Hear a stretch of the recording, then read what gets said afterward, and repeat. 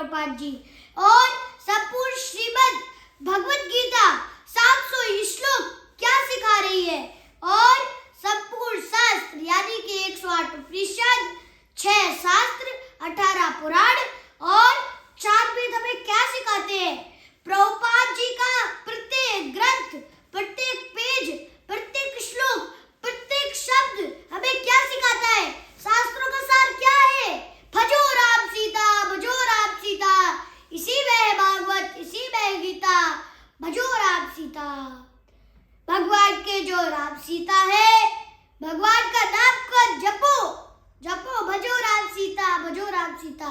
इसी में है भागवत, इसी में है गीता, इसी में सभी श्रीमद् भागवतम है और इसी में है गीता, इसी में भगवत गीता है। इसलिए केवल भगवान का नाम जपे। और क्यों जपे? क्योंकि अभी तो रामलला दोबारा आ चुके हैं, राम मंदिर की स्थापना हो चुकी है।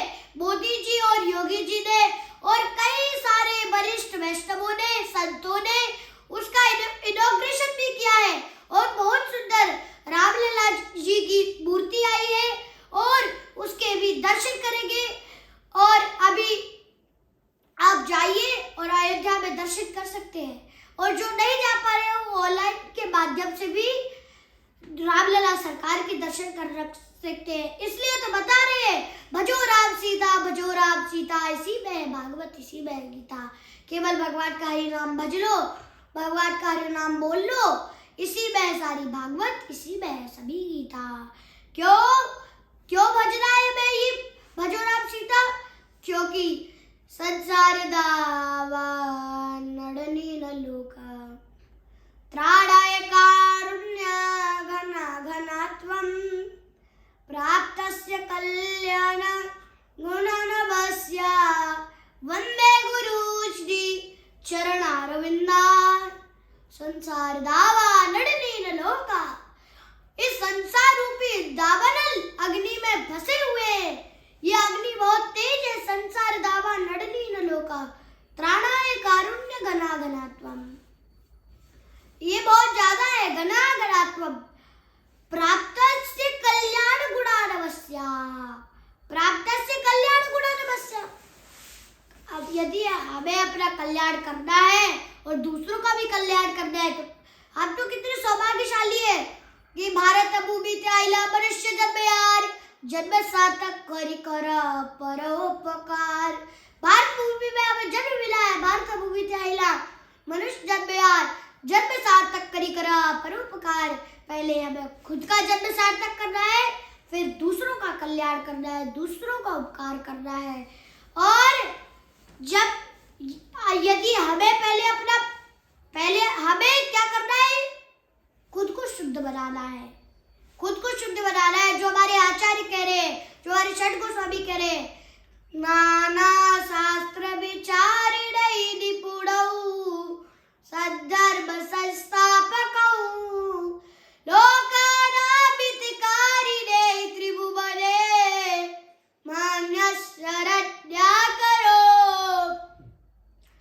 हमें षट गोस्वामी के आचरणों को करना है।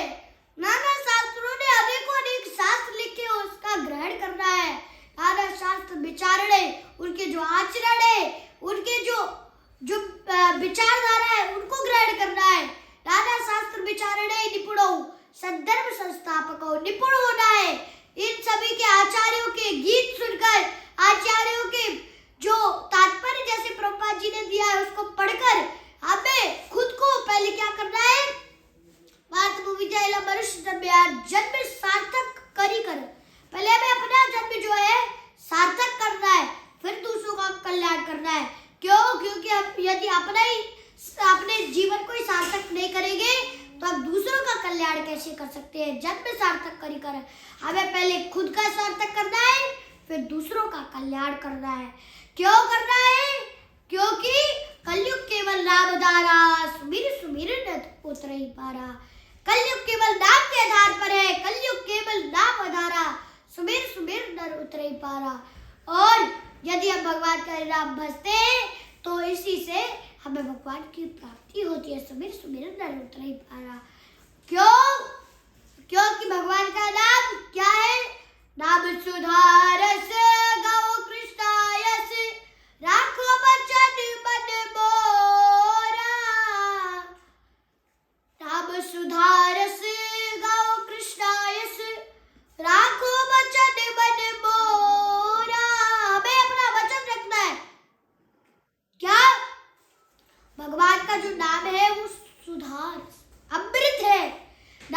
सुधारस रस है।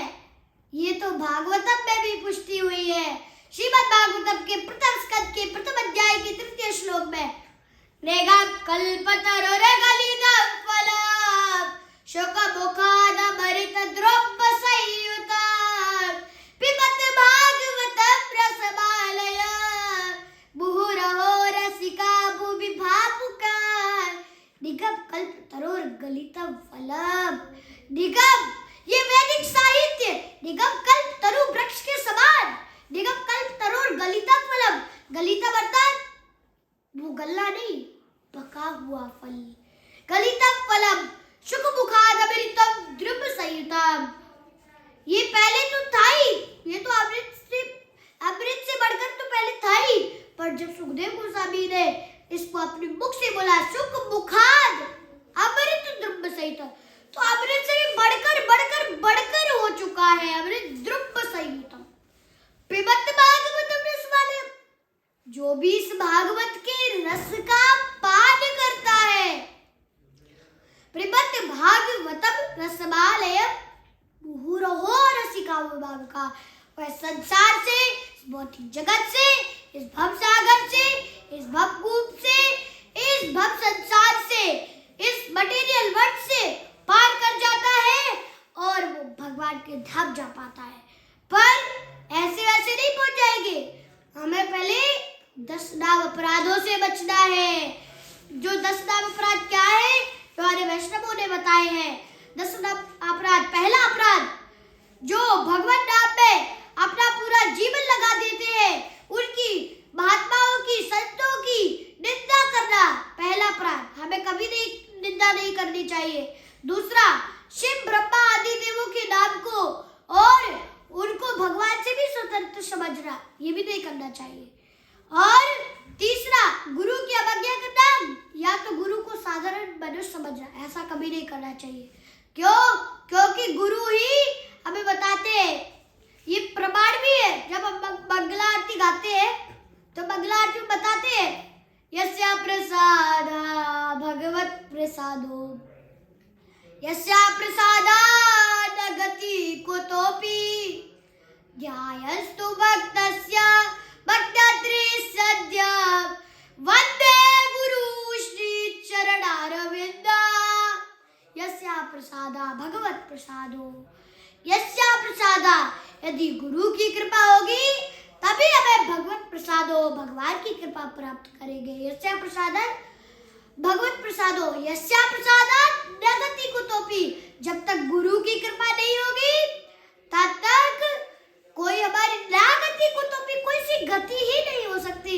ना गति कुतोऽपि ध्यायस्तु भक्तस्य भक्त त्रिसंध्यम, हमें तभी तो पहले गुरु को ढूंढना है जिनको पता हो तद्विद्धि प्रणिपातेन परिपृष्टेन सेवया उपदेच्छन्ति ते ज्ञानं ज्ञानिनः तत्त्वदर्शिनः। हमें जाना है तद्विद्धि प्रणिपातेन, जाना है तद्विद्धि प्रणिपातेन परिपृष्टेन सेवया, प्रश्न भी करना है। परिप्रश्न ऐसा तो है नहीं गए प्रश्न पूछ लिया आ गए, ऐसे नहीं करना। प्रश्न तो पूछना है किंतु सेवया, पहले उनकी सेवा करना है फिर प्रश्न पूछना है।